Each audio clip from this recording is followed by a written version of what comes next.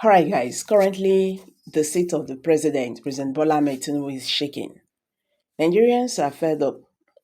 Aso Rock is under fire. The pressure is mounting on INEC, APC, and President Tinubu as Nigerians express outrage over the continuous economic hardship, controversial policies, and electoral injustice. Citizens are rising protests, testifying, and political tensions are boiling at the heart of Nigerian's power center. Is Tinubu's government crumbling under the heat? So watch this explosive update for the full story. Please don't forget to like, share, subscribe for real-time update on Nigerians political drama. I beg this one at Prospect Channels TV. Don't forget to give us a thumbs up. Share this video, make it go viral. I beg share them so that Nigerians could understand waiting they happen, for this country today. Thank you. Let's get there. I'll be right back. Two questions that reasonable Nigerians are asking from the leaders of Nigeria's political coalition that has adopted the African Democratic Congress (ADC) as its political platform for the general elections in 2027, with particular reference to the presidential election. Are two questions. The first one is more complex than the second one, and it is this: that why must it be that only somebody from the north can defeat the incumbent president Bola Ahmed Tinubu in 2027? Why must that be? And whose idea it is that only somebody from the north can defeat Bola Ahmed Tinubu in 2027? Whose idea is that? Where is that idea originating from? Who cooked it up? Or who brought it up? Who and why?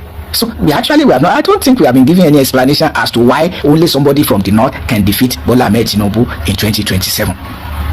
Other than to accommodate the initiator of the coalition, Alhaji Atiku Abubakar, who the whole world knows has been desperate to become Nigeria's president since 2007. He aimed at succeeding the former president Olusegun Obasanjo, to whom he was vice president 1999 to 2007. He failed because he is from the north and Obasanjo is from the south, with specific reference to southwest. And since then he has been trying all his best to become Nigeria's president. Doesn't want to know whether it is the turn of the north or not. So his sense of justice is zero. His sense of justice, consideration for other people is zero, even from that point of view alone. Up to 2023, when the former president Muhammadu Buhari ended his own 8 years from the north, and Atiku Abubakar does not see anything wrong with another person from the north itching to become Nigeria's president by all means. So that means that he is as desperate as the former president Muhammadu Buhari, who was also desperate. But despite his desperation to become Nigeria's president, he became Nigeria's president, and what did he do? He only worsened the situation of Nigeria, adding herdsmen terrorism to the ravaging war against the Boko Haram Muslim community, a community that was peaceful throughout the presidency of Olusegun Obasanjo. He perpetrated the war and added herdsmen terrorism. So with all his desperation, what did he do after becoming Nigeria's president? And that is how Atiku Abubakar is also desperate. President Bola Ahmed Tinubu was as desperate as saying it is my turn, meaning that between himself and Muhammadu Buhari there was an agreement that they were going to succeed each other. And he too became the president. What has he done in more than 2 years as Nigeria's president? Perpetuating the war against the Boko Haram Muslim community, perpetuating herdsmen terrorism, and adding his own. All subsidies are gone, and the obvious consequences are there. Multiplication, mushrooming, armed bandits, and even more terrorist organizations coming to Nigeria. You don't want to be in the northern part of Nigeria, in Zamfara, in Niger State. Zamfara, Niger State, in the north central, not to mention Sokoto, Kaduna, Kano, Katsina itself. Katsina is worse hit despite producing 2 presidents of Nigeria, Umaru Musa Yar'Adua and Muhammadu Buhari. So what has the north to show? for wanting to be the president by all means. What has he not to show? What has he not to show for that? But whose idea is that, other than the political camp of Atiku Abubakar? And the second question is also based on the argument that for democracy reason, the presidential ticket of the ADC cannot be considered to a particular person because we are in a democratic setting. So therefore, the presidential ticket must be open to North and South because of democracy. So meaning that democracy supersedes justice. That is the impression. That's the argument. So democracy devoid of justice. The democracy is superior to justice. Democracy devoid of justice. Or what? Because now we want North, South, and zonal justice, so that we have a modicum of justice in the presence of political, economic, religious, political, and economic injustices. It is religious, political injustice against the Boko Haram Muslim community, protesting the abuse of Western education to perpetrate haram, which nobody can deny, leading to gross underdevelopment of Nigeria and mass abject poverty. And you declare war on the community, saying that the Islam of the community is unorthodox. So to be orthodox, Muslim must indulge in Boko Haram. Or what are they telling us? What are they telling us? And also, if you want to do North-South justice, you must also do zonal justice. And in the South, we have three zones. The Southwest produce Olusegun Obasanjo 8 years. The South produced Goodluck Ebele Azikiwe Jonathan 8 years in Aso Rock as vice president and as president, 2007 to 2015. Goodluck Ebele Azikiwe Jonathan, even though he too is still itching to return to Aso Rock, and because he perpetrated the war against Boko Haram, that as desired by the Muslim imperialists, they don't mind having him back so that Nigeria can be perpetually ravaged by governmental terrorism, leading to worsening mass abject poverty and boosting terrorism, boosting armed banditry. So those are the issues that the so-called leaders of the coalition, so they have ulterior motive, and their motive is as clear as sunlight. So anybody supporting the coalition short of justice is unjust, and we face the wrath of God, because all those inflicting hardship on Nigerians will face the wrath of God, telling lie that there is something called fuel subsidy in Nigeria. Subsidy from where to what? That question has not been answered. So devilish people are supporting the unjustifiable and avoidable war against the Boko Haram Muslim community, and supporting herdsmen terrorism, grazing of cattle in agrarian fields. How is that not an absurdity? So nothing matters anymore, and even a professor can accept to be the chairman of the All Progressives Congress, that is actually All Retrogressive Congress 2015 till date, telling lies against fuel subsidy, and even claiming to be transferring funds to indigent households while paying workers less than living wage, and even sinking Nigeria in debts. So where is the hope? Where is the sanity, religious, politically, and economically? And we said, let us start with justice, North, South, and zonal justice. You say because of democracy. Democracy is more important than justice. Democracy devoid of justice. It is as absurd as grazing cattle in agrarian fields, and as devilish as waging war against a community protesting Boko Haram, abuse of Western education for human exploitation, leading to gross underdevelopment of Nigeria and worsening mass abject poverty, which nobody can deny, other than the Fulani Muslim imperialists that initiated the war against the Boko Haram Muslim community, taking undue advantage of the presidency of Umar Musa Yar'Adua. And because Goodluck Ebele Azikiwe Jonathan was desperate to become the president, he keyed into the war, handed over to another Fulani Muslim imperialist, Muhammadu Buhari, and somebody who became the Gaba of the Fulani race, Bola Ahmed Tinubu. We don't know whether his mother was impregnated by a Fulani herdsman or a Fulani. We don't know why he's doing what he's doing. So my own conclusion has always been that maybe Tinubu's mother was impregnated by a Fulani Muslim imperialist, because he became the Fulani Jagaban. So how do you interpret it? I need your intervention. But as for the coalition, if it wants support, must hold the line of justice or forget about it. And I've told Peter Obi, if by now they are still dilly-dally find your way. PDP, any other one? Nigerians, don't let us continue to support perpetrators of politicization of Islam and Christianity. What they will do and want to continue to do is what they are doing. And Atiku Abubakar has let nobody in doubt that he's looking for power to continue the war against the Boko Haram Muslim community, and by extension, I believe, herdsmen terrorism, as it were. And all subsidies are gone. So, if that is what you want, good luck to you. Otherwise, Peter Obi represents North, South, and zonal justice. And I don't know anybody who is with that cap other than Peter Obi. Not even the Southeasterners, the Igbo people. And let me ask, why must Igbo people, the Southeast, must be alienated and marginalized?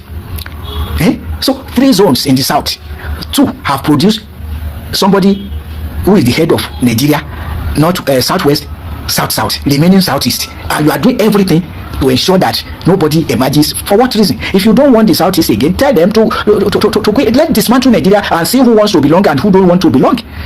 But to say that the Nigeria's unity is not negotiable, that was the dirty language of Muhammadu Buhari, and now eulogized by his kind, Bola Ahmed Tinubu and the rest of them. Even Nasir El-Rufai, he said Muhammadu Buhari is his political godfather. And, nonsense, rubbish, dirty things like that. Garbage, stinking. So, support the Southeast with particular reference to Peter Obi, the only person from the Southeast that is ready, and Nigerians are ready to support him. Not Atiku Abubakar, who does not care. All he cares about is how he will become president, like Muhammadu Buhari and Bola Ahmed Tinubu. Providentially, we have seen what desperate people can do, that they don't mean well. If you mean well, you will not be desperate for anything. You will not take anything as do or die. Atiku Abubakar is as desperate, not less desperate than Muhammadu Buhari, who was weeping in 2011 that he did not become Nigeria's president, and he became Nigeria's president 2015 to 2023. He worsened the situation more than anybody, and the only person that has surpassed him in sinking Nigeria is Bola Ahmed Tinubu. So another desperate person who has been desperate since 2007 till date to become Nigeria's president, not minding his age, not minding any form of justice, but how to become Nigeria's president. No way, by God's grace, no way.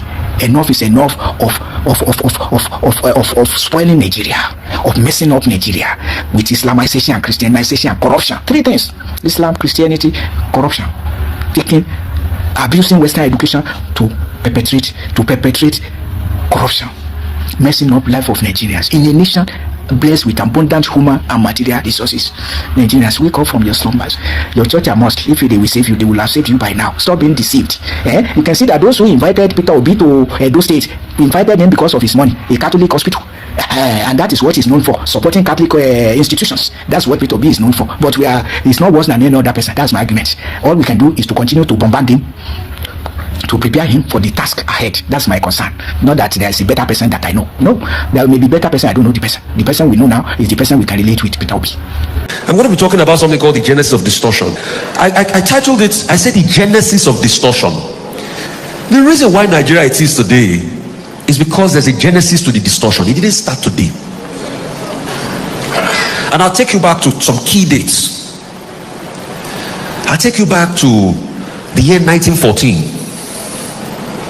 The year 1914 was the year they amalgamated the Northern and the Southern Protectorate. But before then, the British had first amalgamated the Southern Protectorate, because you see, when they came, they met us fighting ourselves. Prior to that time, we have fought the Kiriji and the Jalomi wars. So in the South, for instance, when the British came, the only thing they had to do was just to unite the warring factions. Because the Ijeshakiti Parakov were fighting deep, the Oyo people and all of that. So we're fighting, and we have made a lot of slaves.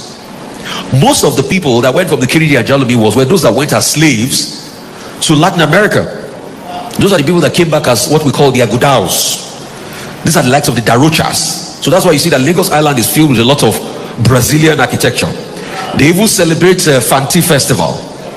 In fact, we eat frijon in Christmas. Frijon is not native to us. It's Portuguese food.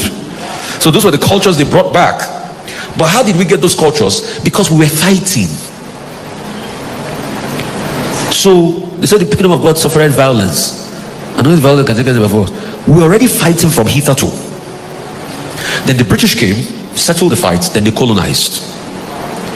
The first inroad of the British in what is called Lagos colony today came in the middle 1800s, when two people too were fighting over the throne of Lagos, Kosoko and Akitoye. So they called in the British to come and settle fights. But you see, when you call a bigger man to come and settle fights of something that is very juicy, what do? They take it from you. So when Akitoye went aboard a ship called the HMS Prometheus on the Lagos Marina here, and he said, the British said, we don't know what you're talking about. Sign this edict that you will cede Lagos to us. So Lagos became a crown colony, and that's why in 1906 the first thing we did was the Southern Protectorate, the other fighting parts of the Yoruba parts, and Lagos colony. And that's why you see up till 1960, in fact when we gained independence in 1960, residents full born in Lagos had a chance to either choose a British passport or a Nigerian passport. But a lot of them opted for Nigerian passport. So after that amalgamation, they started to rule over us. So guess the things they started to do to us. The first thing they did was they distorted our mindset. That's the genesis of the distortion. So they told you that your black color was never good enough. How did they do it? Indoctrinations. At first, they told you have to go through an education system, and after the education system, they say your language was not good enough, so they taught you in English. Have you ever wondered that if we are taught mathematics in Igbo, there will have been more people with a sound understanding of mathematics than in English? So the first thing you have to do, you have to learn your colonizer's language. And when you learn your colonizer's language, they took away your identity on how to think. So they call your customs and traditions idolatry. And the last thing they did was that they set up a fight between you, because they know if you are united, then there's going to be a problem. You remember the Tower of Babel? Even our God knew the importance of unity. So what did he do? He changed the language. So they set up a fight, and it's so easy. How would they do it? They have agents. Stir up ethnic strife. Yorubas will fight Hausa, Hausas will fight Igbos, and all of that. And they fan the embers, and they constantly do it. So the first genesis of distortion was initial colonialism, and they continued. In fact, they did it up till 1959, when we had the first elections, the 12th of December. You know what they deliberately did? That election, we know who won the election. Who had more votes? The NCNC had more votes. But originally, the British had planned that it was going to be a hung parliament. You know what they call a hung parliament? A hung parliament is when there's no clear winner in the parliamentary system. So you have to form a government of national unity. The British had known that it would be either the Yorubas and the Igbos, the Action Group, or the NCSC, and the MPC. The MPC was standard. So that was how they did it, and that was what happened. But they knew that was going to bring a very big problem. You had a boisterous Action Group in opposition. There was going to be problems. And they knew it was not going to last. And they knew that it was going to open more fault lines that led to the war in 66. So have you ever wondered that it was just after 6 years after the first elections? No, then we had another elections in 64-65 that spanned into 64-65. So pretty much 6 years after the first election and 2-3 years after the second election, then we had a civil war that further deepened the fault line. So the first agent of distortion, and I'm sure we all know that, it will take years for you to recover from such a strife like that. So they have set the tone for what become the war, and they are giving it to us at a beat, and we are taking it.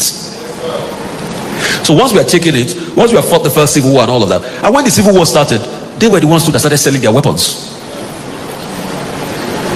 So afterwards, they have started the first genesis of distortion. They had caused hatred amongst us. The hatred means that we will never be able to come together. And please, that's why I say every wall of hatred you have for your brother, break it. Because if they can take our unity, they can take our strength. So once they cause that hatred, we couldn't come together again. And that's what we've been circling with. In the last election, our problem was not about tribe or religion, but they made it about tribe or religion in the end. Because they know the genesis of distortion. So that's the first genesis of distortion. And that's why you see that life in Nigeria has now become something like an Obasian state. It is brutish. We talk about Leah Sharibu. Leah Sharibu is a symptom of a deeper problem. We talk about Nigeria not work. It was not structured in a way that it was going to work, because people wanted to take it for their own benefits. And that's why they don't like the truth. That's why they want to dominate every sphere. They want to shut people down in the media when you try to rat them out. So they deliberately put all of these things in place so that these systems and these hegemonies will not make you come together and work. You think all of a sudden Boko Haram just starting? It's also part of a grand system. Now that we've properly destroyed parts of this country with kidnapping, insecurity and all of that, it's easy for non-state actors to roam wild. So there was a genesis to the national distortion, and they knew what they were doing. Pre-independence, post-independence. This game is so big that our politicians are just being played as a pawn in the game. But you know why it's easy to play our politicians? Because they see their greed. A nation can never grow if the leaders are greedy. A nation can never grow if the leaders are greedy. Once they see greed, they exploit the greed of the leaders. Have you ever noticed why is it that most African countries are poor? Because their leaders are greedy. And they are taking advantage of the mindset of their leaders to destroy the nations. For what reason? For natural resource. Because they know we are blessed. You know Nigeria has the capacity to be a $10-15 trillion economy. Even more than that. America is going to about 20 trillion now. We have the capacity to be a superpower. But you know we have so much resource. So the next thing they do is they target the greed of our leaders and the selfish interest of our leaders, and they pull the buckle. So our leaders are so content with them having 5-10 billion in their bank accounts rather than the collective development of the people. I mean, look at how bad the roads are in Lagos. For Lagos that collected a lot of taxes. So it's not even about the politicians. It's about the systems that break all of us down, that create this national distortion. Even with our security system. That's why you see it will now have different layers. They will put ethnicity in it. They will put religion in it. But these things are deeper than ethnicity and religion, because they need you to be confused about the dimensioning of these systems. They don't want you to think and know where it's coming from. So the truth is, you can't grow beyond the system that is fraudulent. That's why you see the way we are today with the Naira.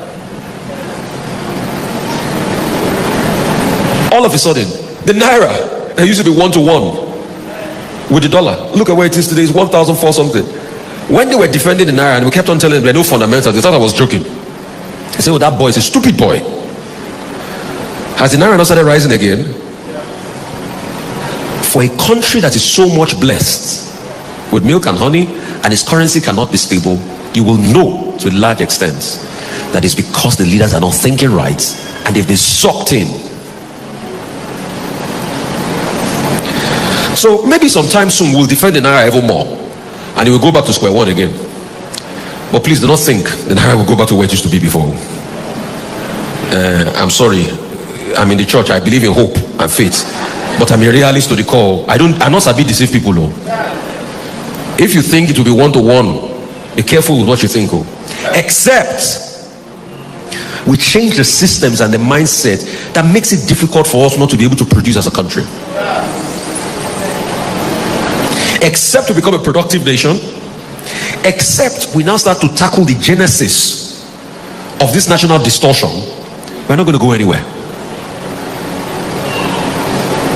So insecurity as ceiling is a symptom.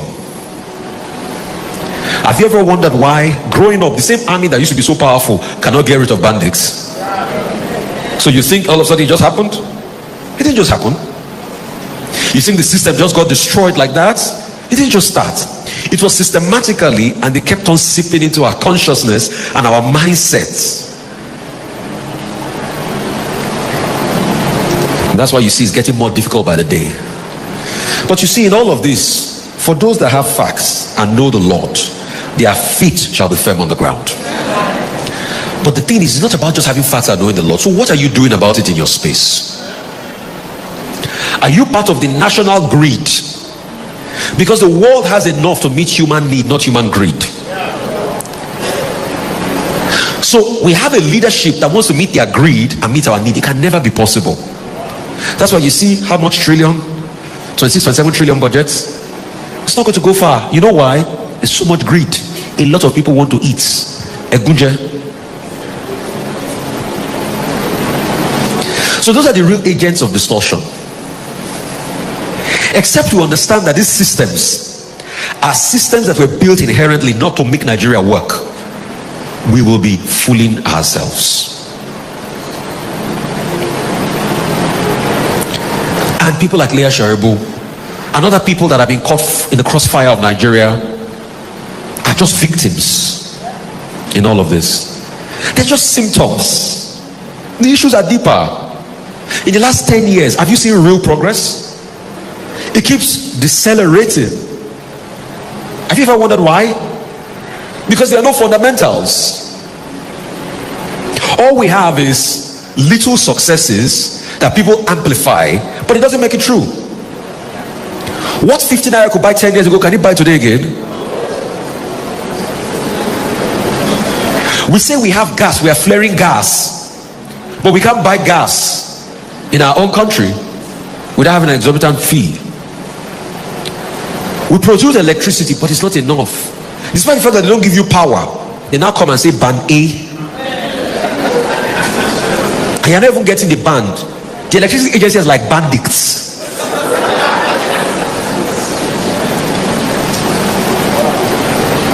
Today, this morning, I had lots of power in the house. I recharged, how much was it? 40,000 naira. And I got, I think, how many units did I get? Maybe a little over 100 units. But have you ever wondered, why is it that at some point power was a lot better then than it is today? Some people will say, oh, it's because the Nigerian population grew. No. It's because the system kept on getting corrupt and more greedy and more greedy and more greedy and more greedy to the point of distortion. And if care is not taken, it's going to be worse. I don't like to deceive people. Yes.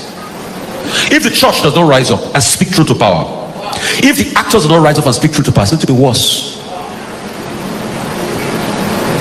If they ever told you that we can have a country where they can kidnap somebody for close to 10 years, would you ever have believed it in Nigeria before? No.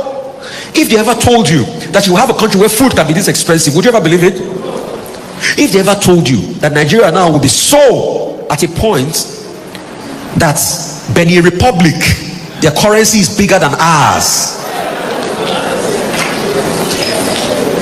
If you saw the front page of the Telegraph newspaper yesterday, they said Nigerian neighboring countries now reject Naira up for CFA and dollar because CFA is 650 to the dollar. Naira is 1,004 something to the dollar. And if care is not taken, it's going to be worse because at some point we have gotten to 1,900. This was the same CFA that as at the early 90s, 16,000 naira was 1 million CFA.